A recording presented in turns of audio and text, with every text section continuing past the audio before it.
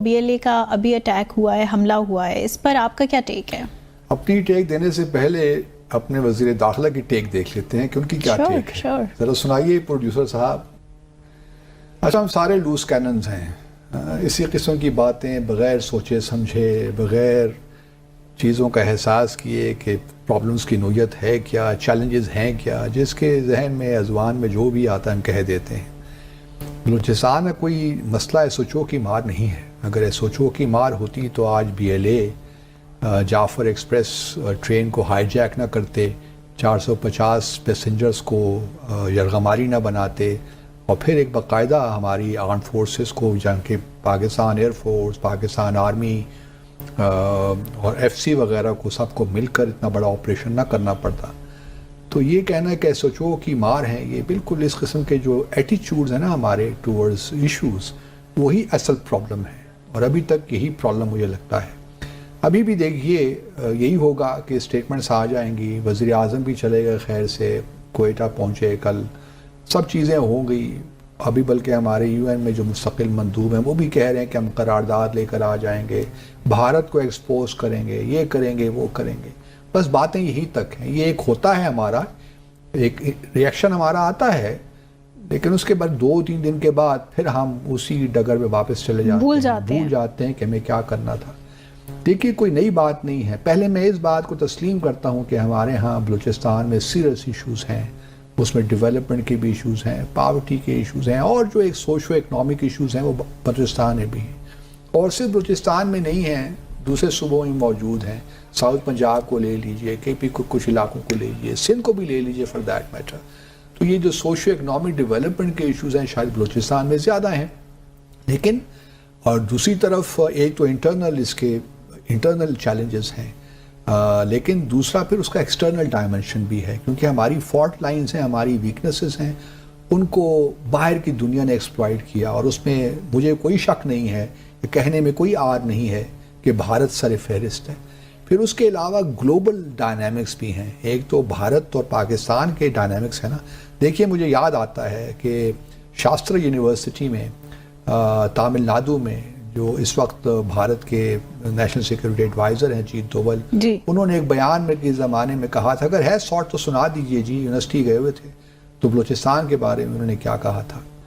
ये सिर्फ यूनिवर्सिटी की बात नहीं है, तो अजीत डोवल साहब ने, उससे पहले की बात है जब ये नेशनल सिक्योरिटी एडवाइज़र बने थे, जब ये नेशनल सिक्योरिटी एडवाइज़र बन भी गए थे और मेरी अपनी इनसे मुलाकातें कई हुई, उन्होंने कई बार इस किस्म की बातों का की कि जी हम भी आपको यह है, अगर आप हमें जम्मू और कश्मीर में कर सकते हैं, मकबूजा जम्मू और हम तो आपको आपके लिए बलूचिस्तान में प्रॉब्लम्स क्रिएट कर सकते हैं।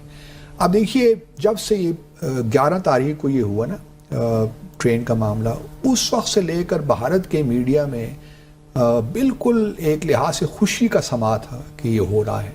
और मैं अभी भी बार बार ये कहता हूँ कि मुझे कतन कोई शक नहीं है इसमें कि BLA हो, BRA हो, डॉक्टर महारंग बलोच, ये सारे जो ओवरनाइट सेलिब्रिटीज़ दुनिया में बन गए हैं और इनके इंटरव्यूज़ आ रहे हैं और कवर फोटोज़ आ रहे हैं जर्नल्स में और जरीदों में।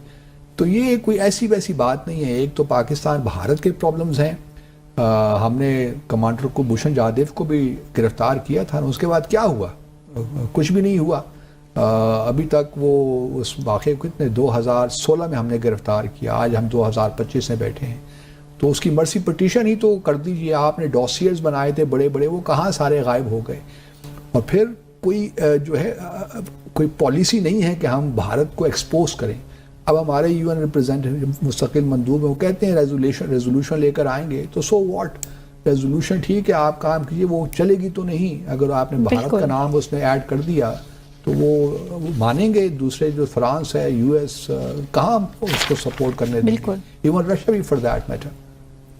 तो सवाल यही पैदा होता है कि हमारे पास कोई स्ट्रेटजी है कि जहाँ हमने इंटरनली मामलात को देखना है, वहाँ एक्सटर्नल डायमेंशंस को भी हमने एक्सपोज करना है। फिर ये बात भी रहे कि ग्लोबल इसका भी कॉन्टेक्स्ट भी है कि अमेरिका हो, भारत हो, ये सारे जो हैं CPEC के ख़िलाफ़ हैं, BRI के ख़िलाफ़ हैं, वो बलूचिस्तान को स्टेबलाइज होने नहीं देना चाह रहे। तो ये तो मामलात, और चाइना को भी देखिए ना, बार बार BLA के लोग चाइना को धमकियाँ दे रहे हैं कि गवादर को हम नहीं बनने देंगे, पोर्ट डिपो गवादर को हम फंक्शनल नहीं होने देंगे। तो असल टारगेट वो भी है। और फिर दूसरी तरफ अगर आप भारत का नैरेटिव देखिए تو بڑا کلیئر ہے. وہ کہتے ہیں, وہ استعمال ہی کرتے ہیں آکوپائڈ بلوچستان, ایز اف کہ بلوچستان ہمارا پاکستان کا حصہ نہیں, ہم نے اس پہ قبضہ کر رکھا ہے, جس سے انہوں نے جموں اور کشمیر کا قابض ہیں. وہ ان دونوں کا موازنہ بھی کرنا شروع کر دیتے ہیں کسی نہ کسی حد تک. پہلے تو میں یہ بات اپنے ناظرین, کیونکہ ہمارے پاکستانی میں کوئی بھارتی چینلز پہ جا کر اسی قسم کی باتیں کرتے ہیں, میں تو حیران ہوتا ہوں. اور 2-3 بلوچ ڈسیڈنٹس انہوں نے بٹھائے ہوتے ہیں چینلز پہ, وہ ایک احمد مستی خان ہیں, حرب آر مری ٹائپ لوگ, یہ جو ہیں برآمدہ بختی ٹائپ, اس قسم کے لوگ وہاں موجود ہوتے ہیں. اب سوال یہ پیدا ہوتا ہے, کہتے ہیں کہ جی آکوپائڈ ہے. بابا کس طرح آکوپائڈ ہے؟ کوئی تاریخ آپ نے پڑھی ہے کہ جی زبردستی ایکسیشن لیا گیا تھا بلوچستان خانہ قلات کا, لیکن یہ بھول جاتے ہیں کہ لزبیلا, خاران, مکران, انہوں نے تو ایکسیڈ کر لیا تھا پاکستان, اور وہ بھی قائد اعظم نے ان کو کنونس کیا تو انہوں نے ایکسیڈ کر لیا. اور یہ جو 2 پرنسپلز تھے, کانٹیگوٹی اور پاپولیشن, وہ تو بالکل پاکستان کی حق میں تھا. اب بھارت کو تو جوائن نہیں کر سکتے تھے نا بلوچستان کے لوگ. دوسرا یہ معاملہ ہے کہ اگر موازنہ کرنا ہے بلوچستان کا بھارت کو, تو ان اسٹیٹ سے کرے جہاں پہ اس وقت انسرجنسیز چل رہی ہیں, وہ 7 سسٹر جو نارتھ ایسٹرن اسٹیٹس ہیں, ان کے ساتھ موازنہ بنتا ہے. بالکل جموں اور کشمیر کے ساتھ نہیں بنتا. جموں اور کشمیر تو انٹرنیشنل ڈسپیوٹ ہے, UN سیکورٹی کونسل ریزولوشنز ہیں, سب کچھ ہے, وہ تو ایک الگ معاملہ ہے. اگر آپ نے موازنہ کمپیریزن کرنی ہے تو خدا را پھر اس کے ساتھ کیجیے. لیکن کمنگ بیک ٹو پاکستان, ہمارے ہاں جو ایٹیچیوڈز ہیں ان کو ٹھیک ہونا. ابھی بھی دیکھیے, کہتے ہیں کہ جی 339 ہم نے بازیاب کروا دیے, 21 لوگ شہید ہو گئے, باقی گیپ آ جاتا ہے 21 لوگوں کو نکال کے, تو 440 اگر لوگ تھے تو 80 لوگ اور کہاں ہیں, ان کے بارے میں کچھ پتہ نہیں ہے. تو ہمارا ابھی بھی جو اسٹیٹ کا نیریٹو ہے اس میں کانٹرڈکشن ہے ایک. وہ 80 لوگ کون ہیں ہمیں نہیں پتا, کہاں یا تھے بھی, یا 440 بھی تھے کہ نہیں تھے.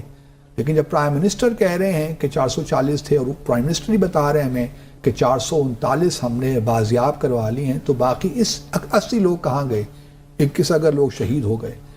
تو سوال یہ پیدا ہوتا ہے, کوئی چیز ہم سیریسلی نہیں کرتے. میرا صرف پرابلم یہ ہے. اور ابھی بھی دیکھیے, کوئی یہ نیا پرابلم تو ہے نہیں, جیسا میں نے پہلے کہا کئی دہائیوں سے یہ چل رہا ہے, کتنے آپریشنز بھی ہوئے, بلکہ شجاعت حسین صاحب کی ایک کمیٹی بھی بنی تھی